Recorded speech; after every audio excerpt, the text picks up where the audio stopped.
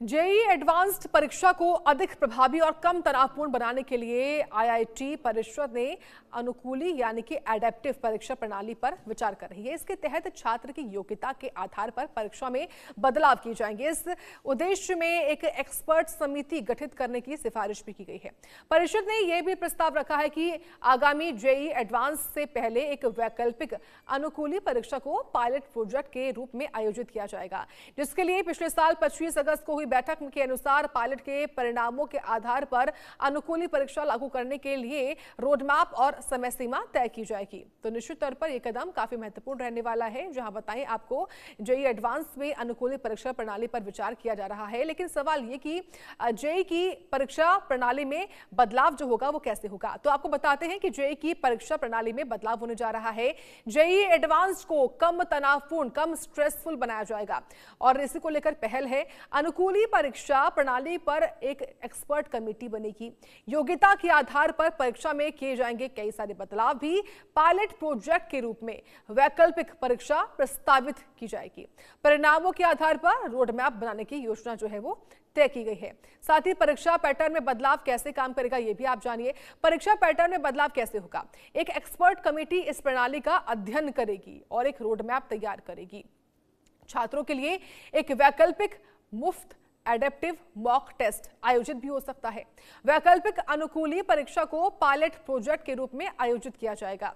अंतिम निर्णय और कार्यान्वयन के लिए आगे की जानकारी आईआईटी द्वारा ही जारी की जाएगी।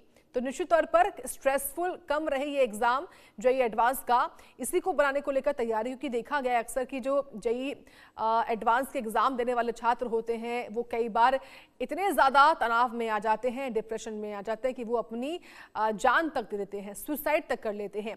और यही वजह कि जेईई एडवांस के एग्जाम को कम तनावपूर्ण बनाने की तैयारी अब की जा रही है। लेकिन ये परीक्षा पैटर्न में बदलाव होगा कैसे, ये काम कैसे करेगा, ये भी आपको हम साथ ही बता रहे हैं। इसके लिए एक विशेष एक्सपर्ट्स की जो कमेटी है वो गठित की जाएगी और जिसमें तमाम तरह की जो चीजें उनको लिया जाएगा।